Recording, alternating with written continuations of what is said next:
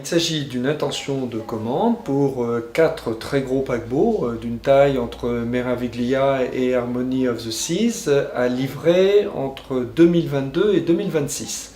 L'équipe nazérienne a été déterminante dans le choix de l'armateur. Il y a la confiance dans la capacité à réaliser de très grands navires, la capacité à livrer à l'heure, dans la qualité et aussi dans la capacité à apporter du nouveau. C'est bien qu'on soit content des grosses commandes, mais je pense qu'à Saint-Nazaire, il faut qu'on arrête de vivre au rythme des grosses commandes. Maintenant, il y a un continuum qui s'est créé et c'est sur ce continuum qu'il faut travailler. Nous parlons d'une nouvelle classe de navires, aussi bien pour RCCL que pour MSC, des navires qui vont naviguer dans les années 2020. Et il faudra que sur ces navires, il y ait beaucoup de nouveaux, autant pour les passagers que sur l'impact environnemental.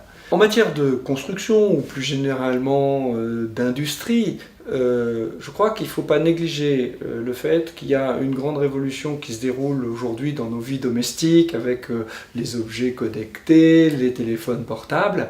Et il ne faut pas imaginer que ça n'arrivera pas aussi dans l'industrie. Il faut être les premiers à installer toutes ces nouvelles technologies dans l'industrie pour en tirer un profit, pour en tirer une productivité, pour en tirer une qualité, pour en tirer une meilleure organisation.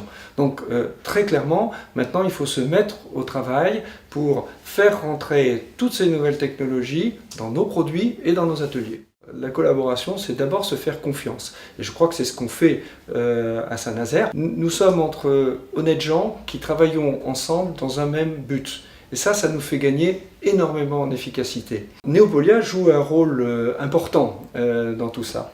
D'abord comme catalyseur et ensuite comme développeur.